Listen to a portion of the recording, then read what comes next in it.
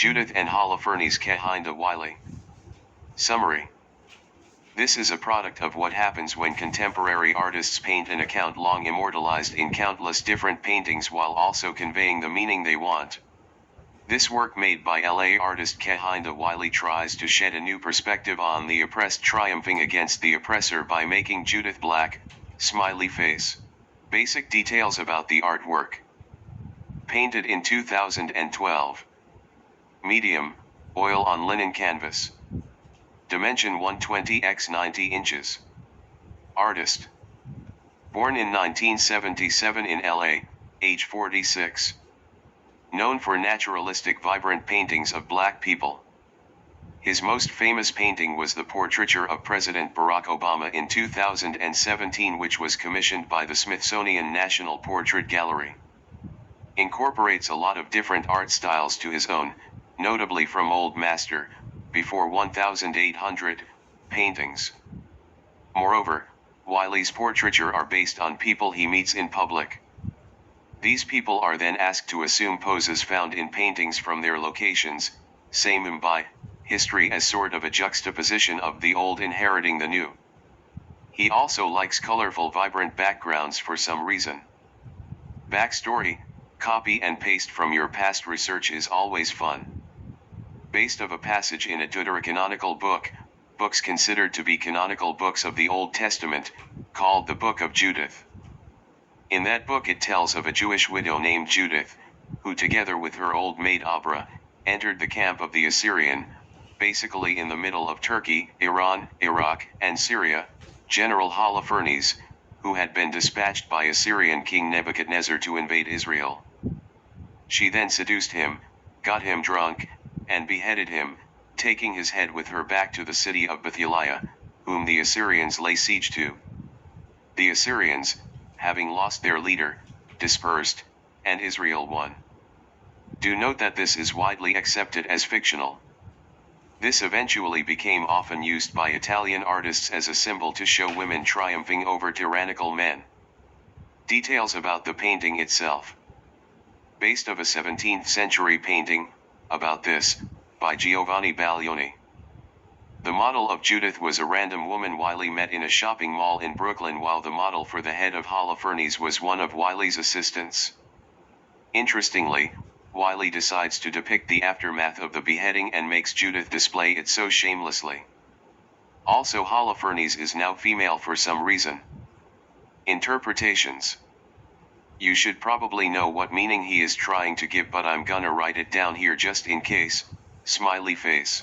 Basically, this painting can be interpreted as black woman triumphing against white supremacy and conveys the need to strike back against racism. Basically, it's the same theme, just in a different perspective. Is there a difference between showing the act of the beheading and just its aftermath? Me personally, there is a difference, since by showing the act of the beheading, you are more easily able to convey your meaning, i.e., oppressed against the oppressor, whereas if you just show the aftermath, there is no drama or tension, only the aftermath of that. You are not really capturing the climax or whatever. Bring extinct species back to life / the Jurassic Park movie. Summary. Bringing extinct species back to life has been used in a few methods such as cloning, genome editing, and backbreeding, but there are people who disagree on this. De-extinction on dinosaurs is most likely not to happen, as their DNA has disappeared 65 million years ago. Like other extinct species that became extinct recently, are most probably able to be resurrected. Methods. Cloning.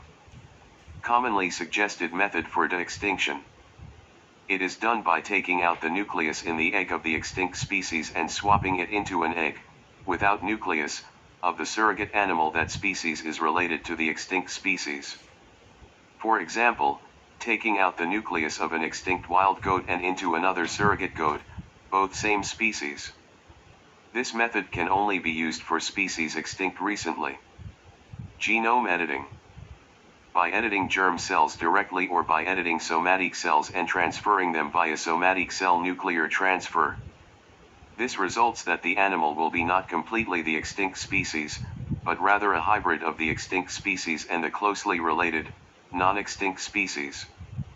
Genome editing can be used in the de-extinction process by using cells from a closely related species to the extinct species.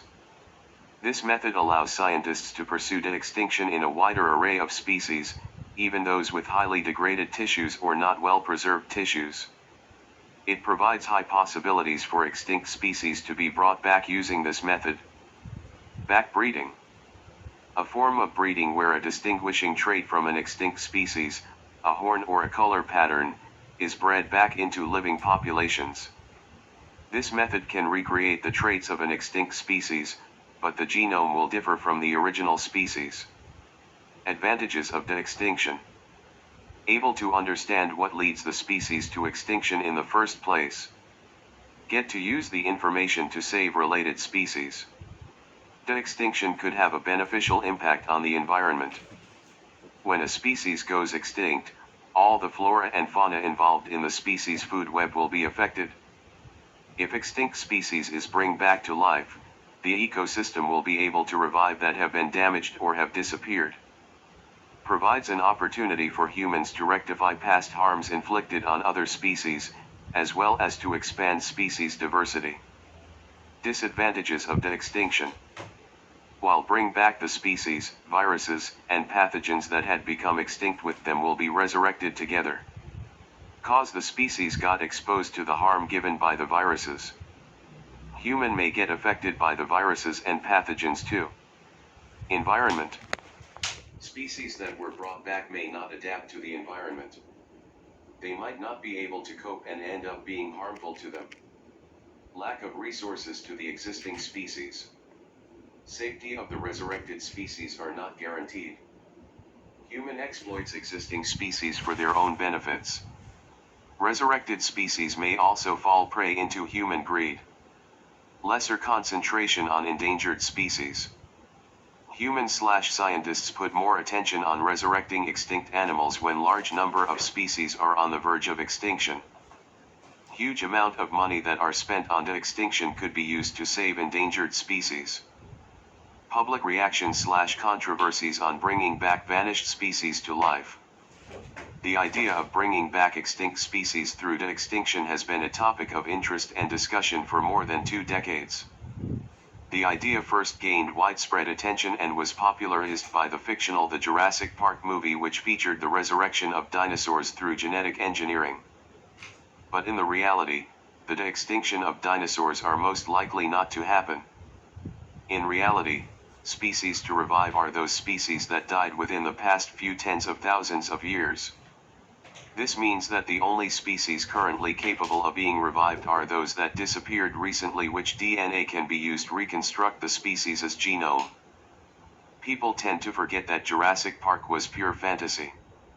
Researchers believe that there is no hope to retrieve the full DNA of dinosaurs which vanished about 65 million years ago. It's believed that all the DNA are completely gone. In the Jurassic Park movie, there's an animated character named Mr. DNA, who simplifies the complex cloning process of the dinosaurs in the movie. As Mr. DNA narrates, scientists cloned dinosaurs by extracting prehistoric blood from mosquitoes that had previously fed on dinosaurs. They got fossilized in amber, which preserves their blood. To clone the dinosaurs, the scientists extract the preserved blood and use it to recover the incomplete DNA. Genetic code is then implanted into an ostrich egg, leading to the creation of live dinosaurs. Supporters of de-extinction say the de-extinction process could also save endangered species. They argue that the technology could be used to change the DNA of other animals to make them stronger and better able to fight diseases. Scientists estimated the cost of preserving resurrected animals that are similar to living analogs. The approach completely ignores the large upfront cost of developing and using the genetic and biological technologies to resurrect the species. Some people think that the money should be used on preserving existing animals than rather spending it on resurrecting the extinct species. Insights into ancient Roman life. Summary. People in Pompeii back then had a lot of entertainment like the theater and such. They also held a lot of business like markets, especially towards fish sauce, though its value was brought down after globalization. These properties or things they left behind could be sealed and discovered as a whole because of the ash of the eruption. Archaeologists then brought out technology to preserve Pompeii, as it was an important piece for them to bring the timeline and insights together. There are still places from Pompeii that are not available for visiting. Most ancient artifacts are now in the National Museum of Naples. How was Pompeii rediscovered? It remained frozen, buried in volcanic ash. Discovered in 1748. Bringing it become famous because of giving it a glimpse of Roman life information. The excavation was done with great care. People want to restore and conserve the site. Deteriorated and lead to Great Pompeii project in March 2012. Got €105 of fundings. A group of explorers were looking for ancient artifacts and began to dig, which happened to be Pompeii now. Things that were in Pompeii, that got discovered. One-way streets. Stepping stones. Tall enough to keep a feet dry from rainwater. Low enough for large carts to navigate over. Polar determined that the city was made up of one-way streets. He used 3D mapping technology, and put together a flow of how people moved around at the time. That came out as the first traffic system of Pompeii. Fish sauce. Common product as an ancient diet. Southside neighborhood is filled with fish sauce vats. Historians said fish sauce business were put out by globalization. Spain brought their sauces in, produced large quantities for lower price. They were good cooks. They had rich and varied diet, researched by scientists. Ate songbirds, fish, shellfish, and pork. Pigs were fed meat and other were fed grains. Scientist actions. Recreating models. Since bodies decomposed and left with empty cavities, they pour plaster in and created molds of the bodies. Then using X-ray can determine the person's information, i.e., age, health. They can now build real model. To see the faces they had in their last moments. Digital Pompeii. Pompeii was not built to last 2 centuries nor hosting the people now. Archaeologists are creating digital Pompeii to preserve it using laser scanners, which handles the details held in the city. Shared to experts. Pompeii is safe then from being forgotten/vanished. Providing looks into the past, I picked some only to show how people lived. The Antiquarium. Uncovered artifacts. Vases and furniture, casts of the victims. Human forms that are shown, are the models stated above. House of the Faun. Richest residence of Pompeii. Whole city block, spreads over 30,000 square feet of space. Lavish home contains several floor mosaics, some are moved to National Museum of Naples. Received its name from the bronze statue of the dancing faun that was discovered there. Fauns. Mythical half-goat half-human creatures. Symbolize wildness, vitality, sexuality, and nature. Gives a picture of houses/homes would have been like. The sprawling streets. Roads of ancient Pompeii doubled as drainage systems. City's inhabitants don't want wet feet. Same concept as what the one-way street stated above. Teatro Grande. Theater could seat in 5K audience. Has views over Pompeii and towards the Mount Vesuvius. Pompeii citizens love to relax and indulge in various forms of entertainment. The ash that fell on the city sealed the buildings and their artworks in an airtight bomb. Allow surviving for thousands of years.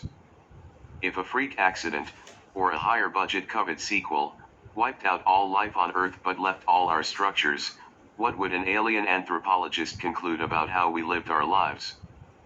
Pompeii will only be seen as an old town comparing to others. Buildings/constructions that are half destroyed. Maybe more artifacts that got discovered. They can conclude that people that lived in Pompeii is smart because of the way they build things *considerations on everything. Business, activities.